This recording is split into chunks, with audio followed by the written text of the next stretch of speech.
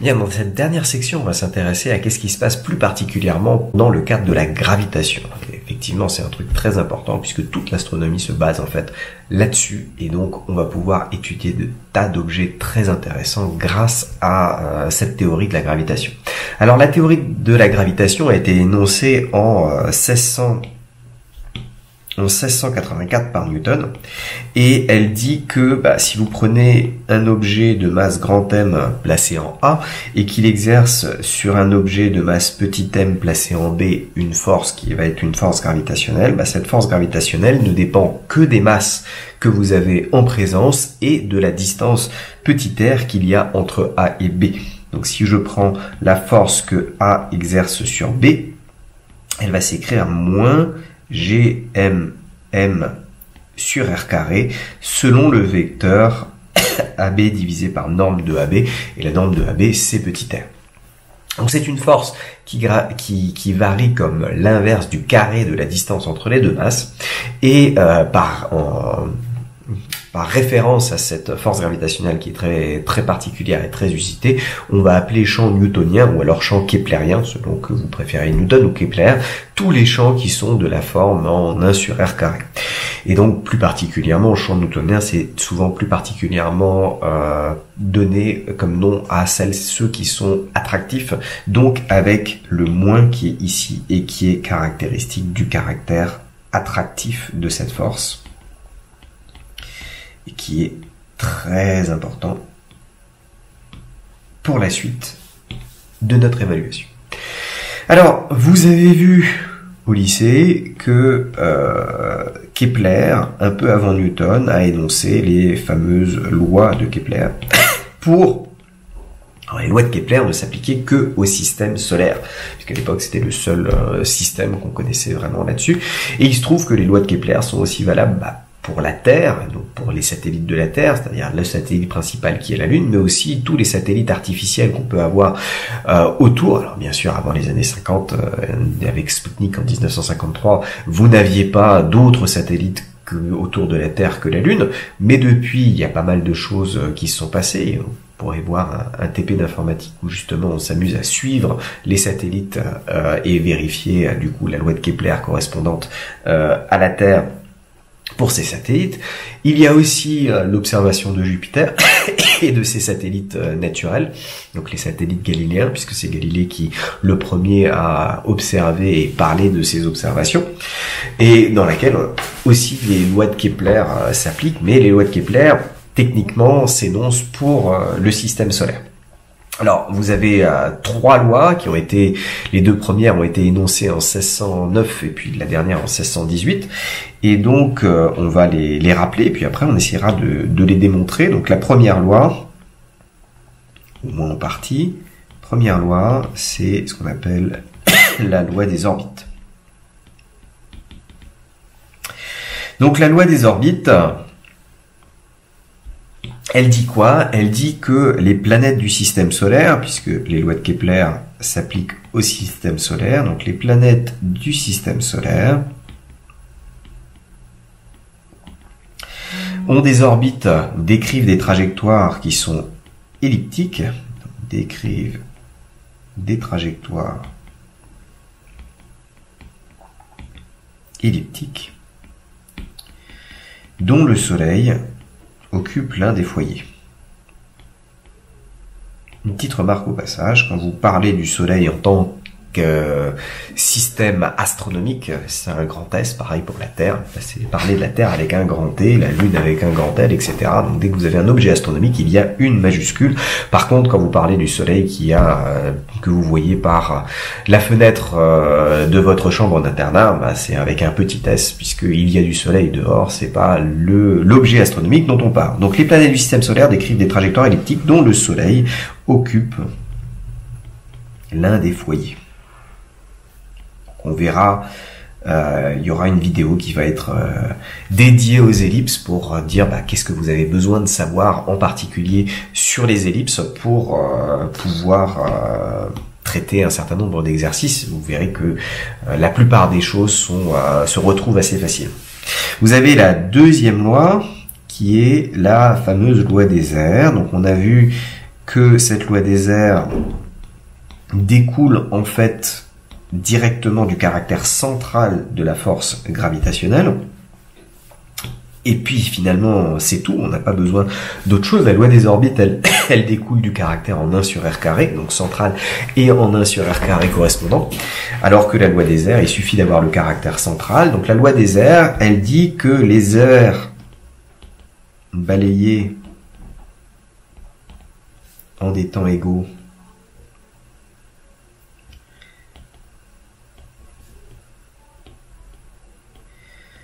par le rayon vecteur de la planète.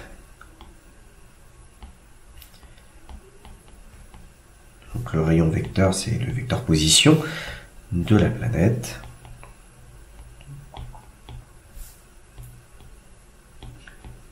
Sont égales. Avec, bien sûr, en haut, vous avez mis le Soleil. Il faut centrer votre système de coordonnées sur le Soleil pour que votre force soit effectivement centrale. Donc ça implique que la vitesse sur l'orbite n'est pas constante. Donc la vitesse de la planète change le long de l'orbite.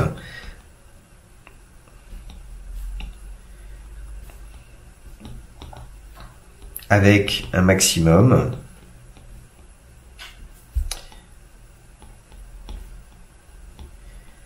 quand on est au plus proche du Soleil, c'est-à-dire au périhélie. Péri pour proche, hélie pour hélios, le Soleil. Donc avec un maximum quand on est au périhélie et un minimum à l'aphélie. Techniquement, il faudrait que ce soit l'apohélie, comme l'apogée, c'est l'endroit le plus... L'apogée, c'est d'une trajectoire, c'est quand vous êtes le plus éloigné du sol, le plus éloigné de la Terre, apogaïa. Là, ce serait apohélios, donc aphélie finalement, pour que ça se prononce à peu près correctement. Donc quand vous êtes le plus loin du Soleil, vous allez tout lentement. Quand vous êtes au plus proche, vous allez vite. C'est ce qui explique pourquoi les comètes, par exemple, passent très très longtemps à l'extérieur de la zone où vous les voyez. Par contre, quand elles s'approchent du Soleil, elles accélèrent à mon coup, elles restent très peu de temps aux alentours du Soleil. D'ailleurs, c'est mieux pour elles, parce que aux alentours du Soleil, elles perdent énormément de masse par projection et par sublimation de la glace dont elles sont constituées. Bien. Et vous avez la troisième loi.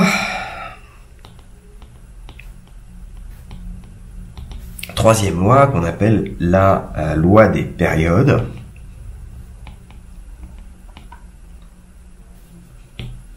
Et qui fait un lien entre la période et ce qu'on appelle le demi-grand axe de l'ellipse. Donc cette loi des périodes, elle s'écrit t carré sur a cube égale constante, avec t la période de rotation autour du Soleil. Donc le temps qu'il faut pour faire un tour autour du Soleil, pour la Terre par exemple c'est 1 an en entier, et A le demi-grand axe de l'orbite,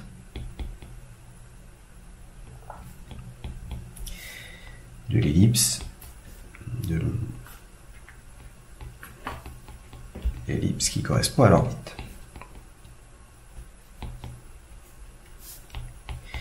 Donc vous avez ces deux grandeurs-là qui sont constantes. Alors Kepler ne dit que c'est un rapport constant, ce qui permettait en fait, si vous connaissez la période par des observations relativement précises, d'obtenir ce qui se passe, de savoir à quelle distance se trouvent les planètes correspondantes. Et donc c'est des observations qui ont été faites, les lois de Kepler ont été faites à partir d'observations de Tycho Brahe, qui était un astronome danois, si je me souviens bien, et qui avait fait des tas d'observations pendant très longtemps et de manière très précise. Et donc Kepler a réussi, à partir de ces observations, puisque c'était l'élève de Tycho Brahe, ou l'étudiant plus exactement, à énoncer ces lois en se disant tiens, ça semble pas être sur des cercles, comme l'affirmait Copernic. Lui, il pensait que c'était des jolis cercles, mais si on prend des ellipses et qu'on met le Soleil au centre dans un des foyers de l'ellipse correspondante, à ce moment-là, on peut bien expliquer les cas particuliers. Bon, alors toutes ces lois, remarque,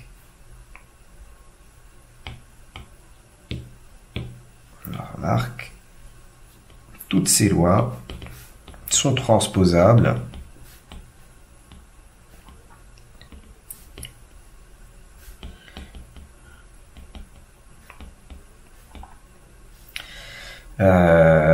aux trajectoires des satellites artificiels et réels, artificiels et naturels. Alors on n'en a qu'un seul de satellite naturel, c'est la Lune, mais ça marche de la Terre ou d'autres planètes.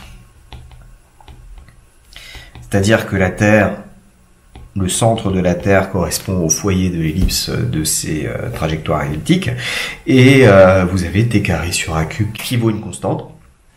Alors, la constante, faut bien comprendre, c'est pas une constante au cours du temps, c'est une constante pour le système. Pour le système solaire, toutes les planètes du système solaire ont t carré sur a cube qui est égal à la même constante. Quelle que soit la planète, vous avez la même constante qui ne dépend en fait que de la masse du Soleil.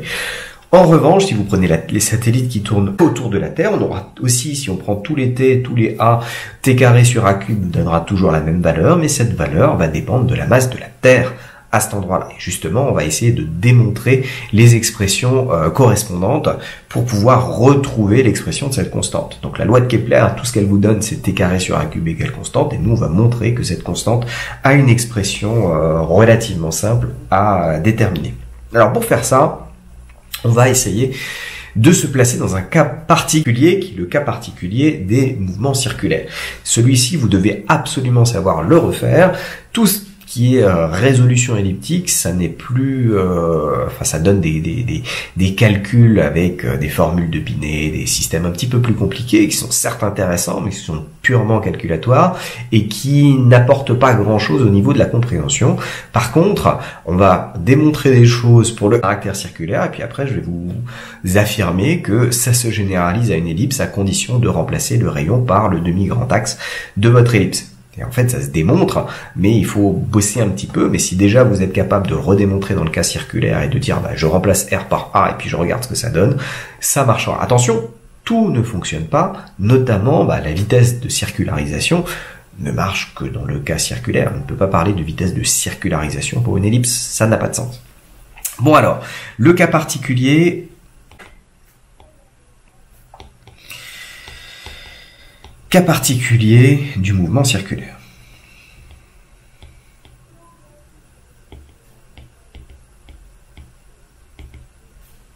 Donc, si le chat me permet de prendre mon stylo, voilà. Donc dans le cas particulier du mouvement circulaire, on va pouvoir essayer de déterminer un certain nombre de choses. En particulier, on va très rapidement démontrer que le mouvement est uniforme. Donc pour une orbite circulaire, ça veut dire quoi? Ça veut dire que le rayon R est égal à une constante qu'on va noter grand R. À ce moment-là, la vitesse, qui s'écrit normalement R.ER plus R θ.Eθ, s'écrit juste R θ.Eθ, étant donné que petit r il est constant, donc R point est égal à 0. Et l'accélération, vous prenez la dérivée de ce terme-là. Dans ce terme-là, il n'y a que deux choses qui changent. Il y a le θ point, donc j'ai du R θ point selon Eθ, et le Eθ, et la dérivée de Eθ, c'est moins θ point ER, donc j'ai du moins R, il y aura 2 θ point, donc θ point carré, selon ER.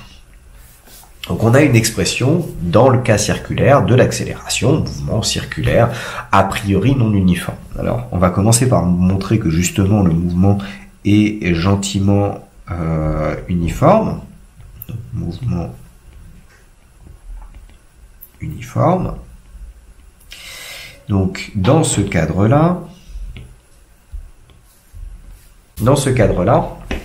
on va appliquer la relation fondamentale de la dynamique. la relation fondamentale de la dynamique, elle me dit que m fois l'accélération, c'est égal à la force gravitationnelle qui s'exerce, donc c'est égal à moins gmm sur r carré selon ER. Et donc si je fais une projection sur Eθ, ça me dit que MA scalaire Eθ est égal à FG scalaire Eθ, puisque j'ai égalité de deux vecteurs, et donc égalité de toutes leurs projections sur n'importe quel autre vecteur que je peux avoir dans mon espace. Comme la force gravitationnelle elle est radiale, elle a donc une projection nulle sur le vecteur orthoradial Eθ, donc j'ai ça qui est égal à 0, et A scalaire Eθ, ce terme-là, bah, c'est le terme en Rθ point point qui va rester, et donc je me retrouve avec du M Rθ point point égale 0. D'où θ point point qui est le seul qui peut s'annuler, qui vaut 0, soit θ point égale constante, ou encore donc la norme de votre vitesse, qui est la valeur absolue de Rθ point, étant donné que R est constant, ça c'est aussi constant, car R et θ point sont constants. Donc on a deux choses qui sont constantes, et le produit des deux reste constant, donc on a une norme de la vitesse qui est constante, et donc on a forcément un mouvement uniforme.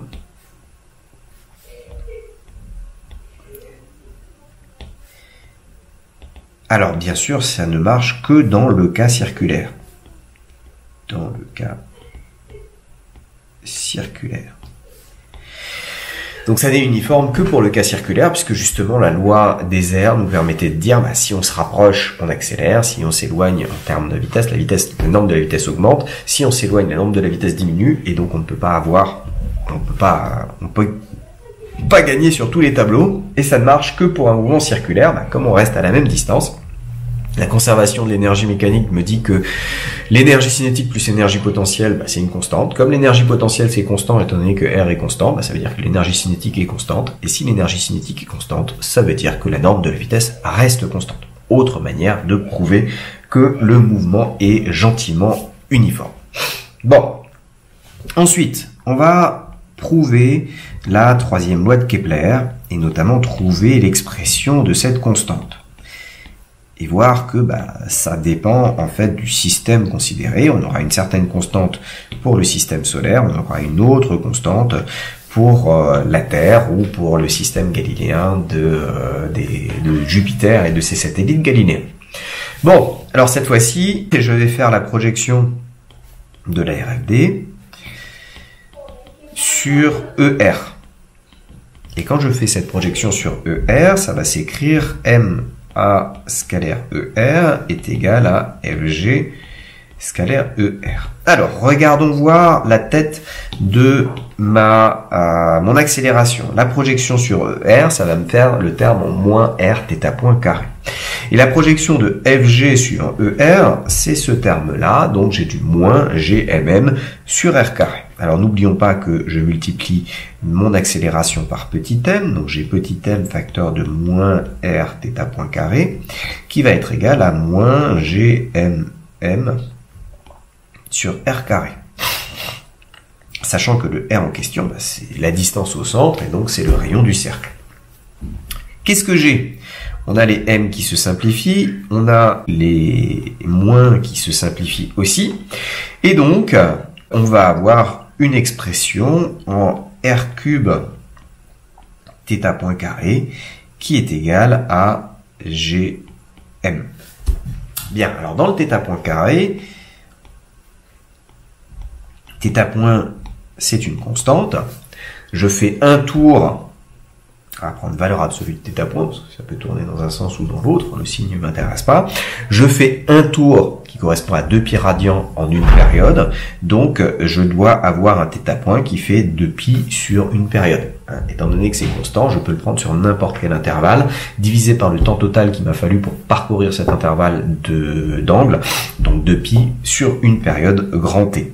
D'où R cube fois 2pi sur grand T au carré est égal à Gm. Et là, c'est facile de voir qu'on obtient T carré sur R cube qui est égal à 4pi carré sur Gm. Et on a bien la loi de Kepler, puisque T carré sur R cube, où R c'est le rayon, le rayon pour une orbite circulaire, c'est le demi-grand axe du cercle qui est assimilé à une ellipse. Un cercle, c'est une ellipse particulière pour lequel le demi-grand axe et le demi-petit axe sont égaux à grand R. Et donc j'ai bien T carré sur A cube qui est égal à une constante. Et cette constante dépend de la constante de gravitation universelle, de pi, de 4 et de la masse de l'astre attracteur. Et ce qui fait que vous prenez n'importe quelle petite masse petit m que vous faites tourner autour de la même grande masse grand M, vous aurez le T carré sur A cube qui vaudra la même chose, 4pi carré sur grand G grand M. Donc ça c'est la troisième loi de Kepler dans le cas circulaire. Alors on va faire une généralisation au cas elliptique. Une généralisation au cas elliptique pour la troisième loi de Kepler en particulier. Et celle-là, cette généralisation au cas elliptique, il suffit de remplacer le rayon R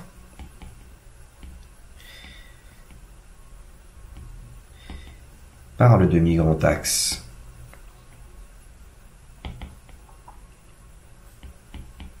petit a de l'ellipse qui correspond à la trajectoire, et on a T carré sur A cube qui va s'écrire 4pi carré sur Gm. Et donc on va un petit peu plus loin que la loi de Kepler, parce que Kepler a juste dit T carré sur A cube est égal à une constante. Nous on donne l'expression de cette constante, et ce qui nous permet de voir que ça dépend du l'astre qui est au centre de votre système de coordonnées. Bon, qu'est-ce qu'on peut encore dire sur ces orbites circulaires? Il y a un cas très particulier que vous devez savoir traiter et connaître les valeurs numériques, c'est le cas du satellite géostationnaire. Il y a de fortes chances que vous l'ayez déjà traité, que vous ayez une valeur numérique en tête. Donc ça c'est bien, il faut juste avoir la bonne. Et donc, dans le satellite géostationnaire, qu'est-ce qu'on veut? C'est un satellite qui reste toujours au-dessus du même point à la surface de la Terre. Sauf que le satellite, il est en orbite circulaire autour de la Terre. Et la Terre elle-même, elle tourne sur elle-même dans le référentiel géocentrique qu'on va prendre comme référentiel galiléen pour l'étude des satellites. Et donc, si les deux tournent ensemble, il y a moyen que si le satellite a une période de 24 heures, il reste tout le temps au-dessus du même point. Alors, on va calculer la hauteur de l'orbite, mais aussi on va justifier du fait que ce satellite géostationnaire ne peut être géostationnaire que si son orbite est dans le plan de l'équateur terrestre. Avec l'équateur, c'est le plan qui correspond, qui est perpendiculaire à l'axe de rotation de la Terre, il coupe la Terre en deux au niveau de l'équateur, et dans ce plan-là, vous devez mettre votre satellite géostationnaire. Alors déjà, première contrainte, donc on veut que la période T soit égale à 24 heures pour avoir votre satellite géostationnaire. Alors, 24 heures, en fait, ce serait plutôt 23h56, c'est le jour sidéral, ou plutôt 23h56, qui correspond à un jour sidéral, c'est-à-dire le temps qu'il faut pour se remettre en face d'une même étoile lointaine. Alors pourquoi il y a une toute petite différence? Tout simplement parce que le Soleil c'est une étoile, mais c'est une étoile proche. Et l'étoile étant proche, à chaque fois que vous faites un tour, la Terre tourne un tout petit peu sur son orbite, et donc il lui faut un tout petit peu plus de temps pour se remettre dans l'axe du Soleil, alors que par rapport à une étoile lointaine, il y a un tout petit peu moins de temps. Donc c'est plutôt les 23h56 minutes qu'il faudrait prendre pour le satellite géostationnaire, étant donné que ce qui nous intéresse, c'est d'avoir un système de coordonnées par rapport à des étoiles lointaines, des étoiles qu'on peut supposer comme relativement fixes, pour sur le temps d'étude, alors que le Soleil sur un jour n'est pas tout à fait fixe dans le référentiel géocentrique, il tourne un tout petit peu, et donc ça va pas être un bon endroit où se placer. Bon, à l'incertitude de l'application numérique près, ça va pas changer grand chose, mais cette histoire de jour sidéral, on en reparlera en faisant notamment un exercice sur la question. C'est important de comprendre d'où est-ce que ça vient et pourquoi est-ce qu'il y a une différence. Donc on veut que la période soit de 24 heures.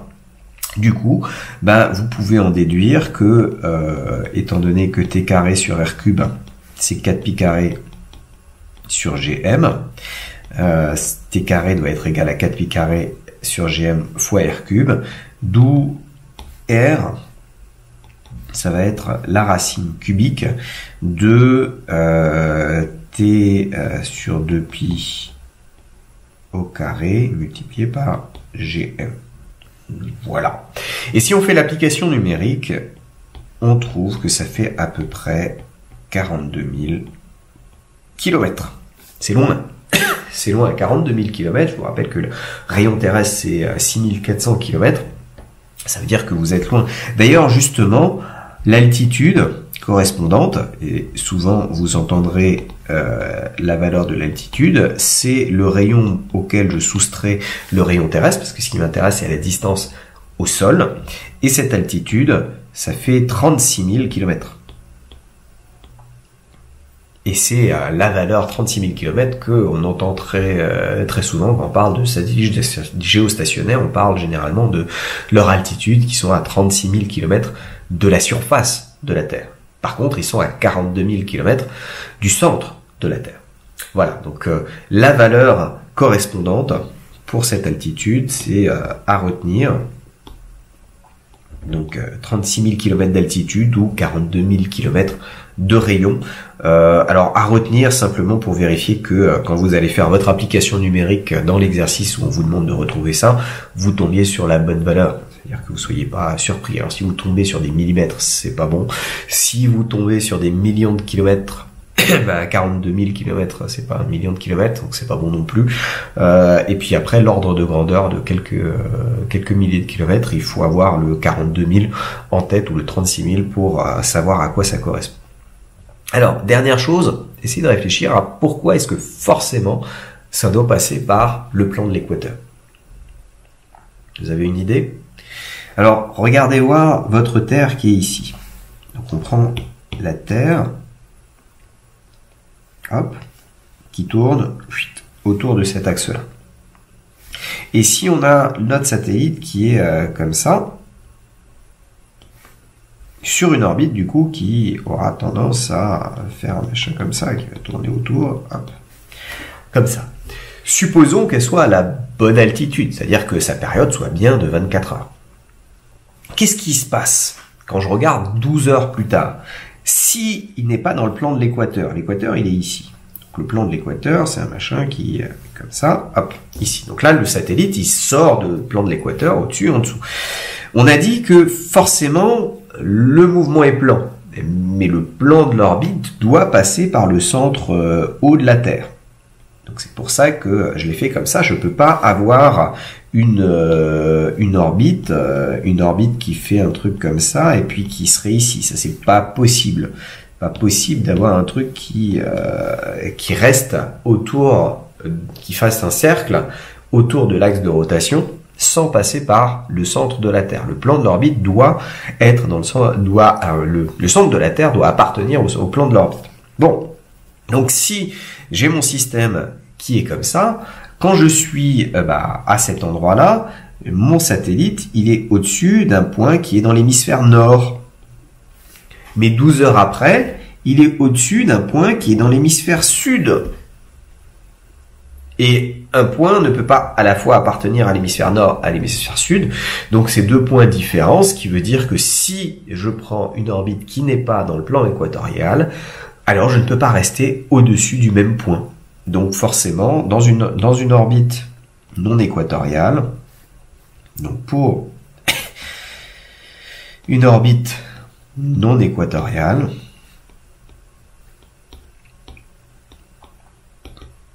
on passe forcément de l'hémisphère sud à l'hémisphère nord, donc on passe forcément de l'hémisphère sud de l'hémisphère nord à l'hémisphère sud.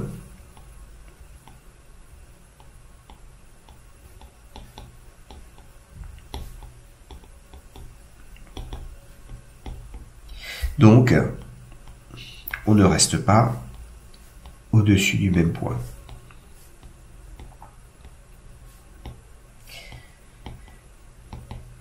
Ce qui me permet de dire que forcément, pour avoir une vraie orbite géostationnaire, pour une orbite géostationnaire, il y a besoin de deux ingrédients. Géostationnaire. On doit avoir H qui vaut 36 000 km et orbite dans le plan de l'équateur. On appelle le plan équatorial.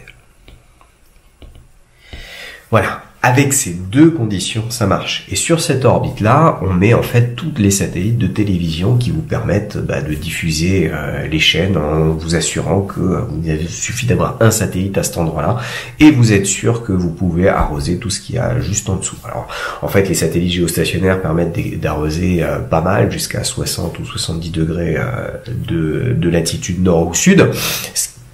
Ce qui est déjà pas mal, mais par exemple, les Russes n'ont pas choisi d'utiliser de satellites géostationnaires.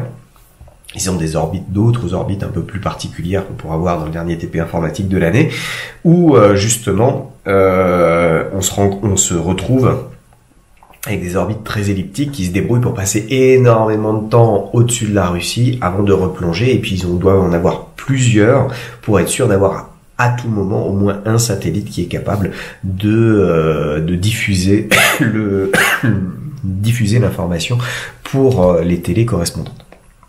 Voilà. Alors ça nous donne l'orbite géostationnaire que vous devez savoir retrouver facilement dans votre système.